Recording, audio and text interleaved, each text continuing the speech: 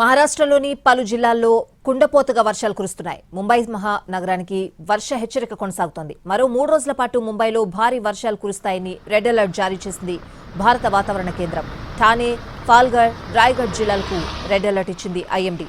ఆయా జిల్లాల్లో 3 రోజుల పాటు భారీ నుంచి అతి భారీ వర్షాలు కురుస్తాయని వాతావరణ కేంద్రం అధికారులు హెచ్చరించారు. దీంతో ముంబై సిటీతో పాటు ఠానే, పాల్ఘర్ జిల్లాల్లో స్కూళ్లు, కాలేజీలకు సెలవు ప్రకటించింది ఫడ్నవీస్ ప్రభుత్వం.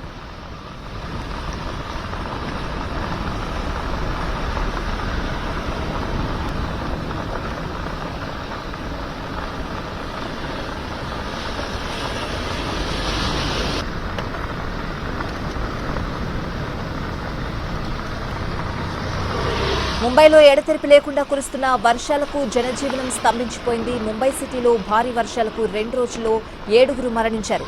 ముంబై సిటీతో పాటు శివారులోని పలు జిల్లాల్లో భారీ వర్షాలు పడుతున్నాయి. దీంతో లోతట్టు ప్రాంతాలు జలదిగ్బంధమయ్యాయి. రోడ్లు, కాలనీలు జలమయమయ్యాయి. ముంబైలో 8 గంటల వ్యవధిలోనే 17.7 సెంటీమీటర్ల వర్షపాతం నమోదైంది. పలు ప్రాంతాల్లో 9 గంటల వ్యవధిలో 100 మిల్లీమీటర్లకు పైగా వర్షం కురిసింది. 3 రోజులుగా ముంబైలోనూ, ఠానే, పాల్ఘర్, నాందేడ్ జిల్లాల్లోనూ భారీ వర్షాలు కురుస్తున్నాయి.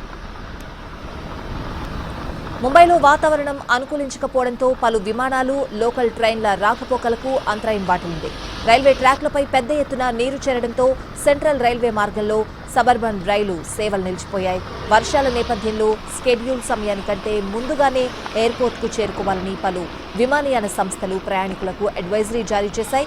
ఎయిర్పోర్ట్కు బయలుదేరే ముందు విమాన సర్వీసులకు సంబంధించిన వివరాలను వెబ్సైట్లో తనిఖీ చేసుకోవాలని సూచించాయి. మరోవైపు అత్యవసరమైతే తప్ప పౌరులు ఇళ్ల నుంచి బయటకు రావద్దని బృహన్ ముంబై మున్సిపల్ కార్పొరేషన్ విజ్ఞప్తి చేసింది.